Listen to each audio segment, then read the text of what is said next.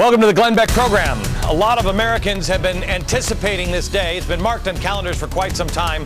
But remember, it wasn't all that long ago that many people felt helpless against an out-of-control, gigantic government machine, powerless to stop the establishment politicians who controlled the system and gave you candidates to pick from. Well, if you've already voted, that's great. If not, what the hell are you waiting for? Polls are closing soon. We have a lot to do. And your vote does count. I'll explain in a second. Come on, let's go.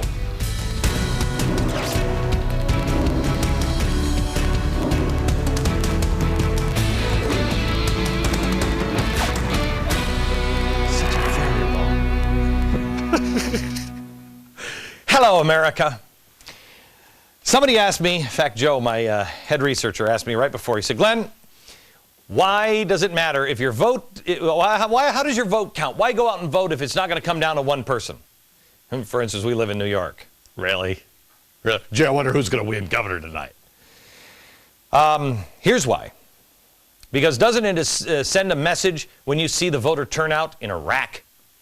When you see 75, 80, 90% of the people who have their lives threatened and they will go out and vote, it sends the message to the politicians in Washington, don't you dare take me for granted. I am paying attention, and we are involved. You have to come through us. Through their negative ads, they want to discourage you. But you are anything but discouraged. On my very first day here at Fox News, it was nearly 2 years ago. It was January 19th, 2009. It was the day before President Obama's inauguration. And I remember thinking after the election, in fact, the day after election, that it was great. I did a monologue or two on the radio. People were very upset, at least in my audience, that Barack Obama won. And I said, first of all, we've just elected our first African-American president in our history, and it has gone off without a hitch. That is something to celebrate. We've changed as a nation. It ain't the 1960s anymore. Then, I also said at the time, this election is going to wake people up because John McCain is a progressive. Had John McCain won the election, most likely we'd still be asleep. I believe John McCain and Barack Obama were taking us to the same place, except one was walking or maybe on a steam train from time to time. The other is taking us in a spaceship. One of my very early shows here on Fox, I continued to warn, as I did on the other network, of the possible economic trouble ahead. Here's what I said. Today, I want to start with the most urgent threat, and that's the economy. Despite what you might hear from television and talking heads, this crisis, I believe, is far from over. We aren't even close to the beginning of the end yet. It's more like we're nearing the end of the beginning. There were warnings before that. With 5 days to go before the election in 2008, Obama used language like the fundamental transformation of America. In his first press conference, while still president-elect, he talked about the need for stimulus and regulation and green cars. I'll get the green car as soon as I get the flying car. Talking about it was one thing. But once the dominoes began to fall, the reality of what we were really facing began to set in with you, the American people. The stimulus bill that no one read, no one even knew who wrote it. I remember walking into the kitchen one day back at my studios, and I was talking to the news people, and I said, okay, guys, who wrote this? And they said, I don't know, the congressman. I said, no. Somebody else wrote this. This is far too complex. How did they write it? How long did it take to write it? Well, nobody even asked who wrote it, except us. It got jammed through. Massive bailouts came. Talk of a giant health care bill started up. Suddenly, stopping this big government onslaught seemed like a monumental and, quite honestly, impossible task. They were overwhelming the system. Many people felt like giving up. It was at that point, this is about 2 years ago now, that I took a call on my radio show that opened my eyes. I played it that night on television. Here it is in part. I really tuned out. Not a magazine, not a paper, nothing. I mean nothing. The only thing I had in the background is you and Rush. It's background music for major headlines. I didn't even know Israel, was tossing bombs around with the Palestinians. I knew nothing about that until one day I saw a headline when I went to buy some gum. I really tuned out, I think, a little bit more than you think. I'm one of the zombies that I complained about for 20 years. And I'm one of them now. This guy said, I've given up. I made him promise not to give up, to give me a few days. Well, that call inspired the You Are Not Alone special, which we aired. It was a monumental and highly watched special. Our goal was to show people that they were not alone. The conservative values were not dead, but we had to stop talking about politics. The 9/12 Project was launched, and amazing things started to happen. On September 12th, 6 months later, thousands gathered in Washington for the biggest rally of its kind, certainly the largest for small government conservatives. Most people had never taken part in anything like this. It began to take on a life of its own. At the same time, the Tea Parties were springing up all over the country. Even though the media openly mocked with the hilarious jokes about teabaggers, you persisted. You never gave up. You kept coming to your local town, and you kept standing in your local squares. Even though the media did their best to mock you, ridicule, or ignore you, remember Time Magazine, A Year in Pictures, none of these were even mentioned. It's so amazing to me. Even though that happened, you persisted. You weren't discouraged. You never gave up. Even though they threw health care at you, you stood up. You talked to your representatives at your town halls. Some people got beat downs, but you kept standing up. Some people had their fingers bitten off by union thugs. You stood your ground. They called you every name under the sun. And while that happened, I started telling you about 828. This is the logo of Restoring Honor, August 28th, 2010. I'm going to be on the steps of the Lincoln Memorial, and we are going to talk about honor, our founders, Washington, Lincoln, and who we really are. There's not going to be one word of politics in it.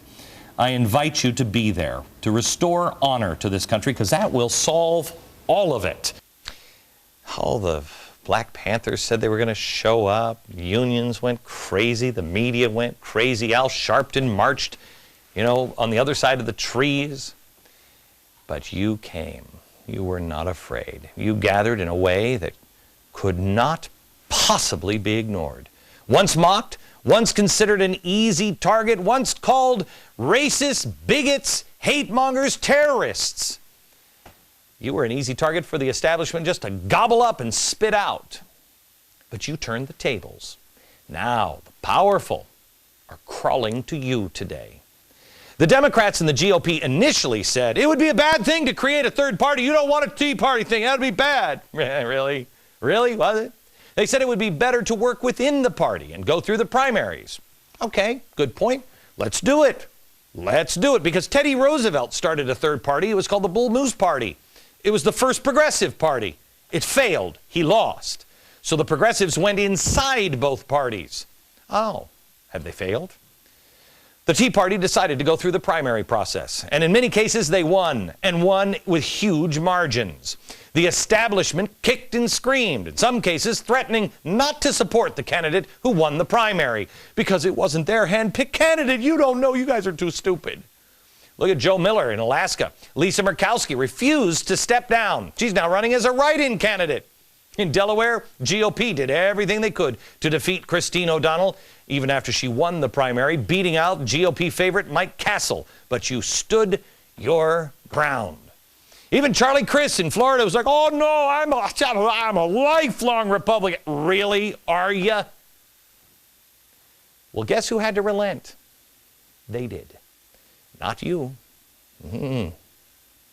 Why? Because you actually believe in something. See, that's what they don't understand. You're not going to beat the American people when they are locked into values and principles. You're not going to beat them because they will not sit down. They'll sit down for politics, for political reasons. They'll sit down for a lot of reasons, but not for values and principles. No. The end of the day, in fact, at the end of this day, it is you, the individual American, that has the real power. 2 years ago, we had forgotten that. We had been so beat down by corruption and money and everything else that we felt powerless to do anything about it. We didn't even know how our system worked. Most of us didn't even know our history 2 years ago. Think of where you have come from. Think about what you've known. Think about what you've accomplished. Think of what you've taught yourself. How many books have you read in the last 2 years? Powerful labor unions, special interest groups, rich billionaires, George Soros. You're standing against George Soros. Powerful career politicians. How do you go up against that and continue to stand? Well, maybe someday somebody will write a book about that, because you did. And it all started one voice at a time saying, no, I'm not alone. And even if I am, I'll stand and speak because it's the right thing. Today is the day that Americans, unlike any other place in the entire world, prove that one voice matters. When Americans come together and unite on common principles, oh, yes, we can change. But what does that change look like? Here it is. New poll shows 75% of Americans feel they are worse off since the last election. That's higher than it has been on the eve of any midterm election since the question was first asked in the mid-1970s. Oh, so it might be significant change tonight. Some are saying this is an election that is a referendum on Obama. Some say it's not. You know the phrase, all politics is local. Well, I think this is the one time where those two ideas, referendum on Obama and all politics are local, intersect. Let's go through a couple of races here for you. Let's start in Wisconsin. That's the birthplace of progressivism. It is probably the most progressive place in the country. In fact, it's where Joel Rogers, he's the professor, University of Wisconsin, Madison. Joel Rogers, he's the wizard, guy behind the curtain. Big brains behind many of the things pushed by the president and the Tides Foundation. George Soros again. He's the guy who started the new party, the Socialist Party, that decided that they would eat the Democratic Party alive if they had to. They would destroy them. Oh, and they have. He also started the Apollo Alliance. That's the group that we found out wrote the stimulus bill. Harry Reid verified that. Apollo Alliance, that's the Tides Foundation, that's George Soros. So now let's see how the progressive ideas are working out in Wisconsin. Well, since the fabulous Joel Rogers stimulus passed, they have lost only 84,700 jobs. That's it. They've had 19,109 properties seized due to foreclosures. But the good news is they rank 9th in the country for tax burden. So they get a lot of taxes too. Isn't that great? In 2008, Obama won the state 56-42. His approval rating there now is 48% approve, 51% disapprove.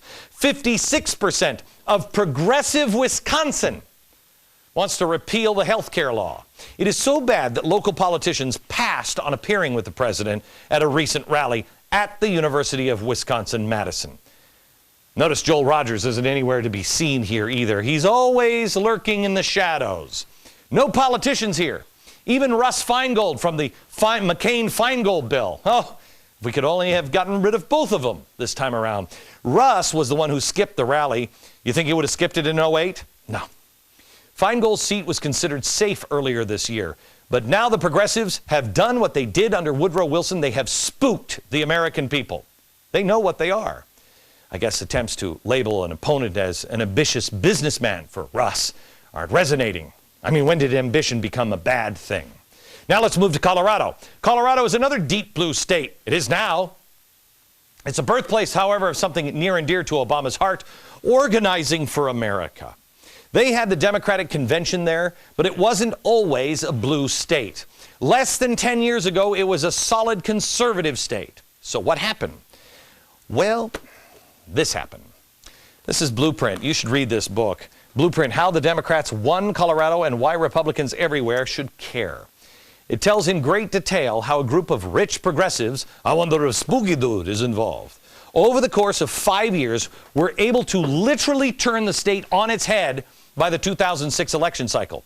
Just 2 years ago, everyone in the progressive circle was saying, you got to look to Colorado. We got to do this all across the country.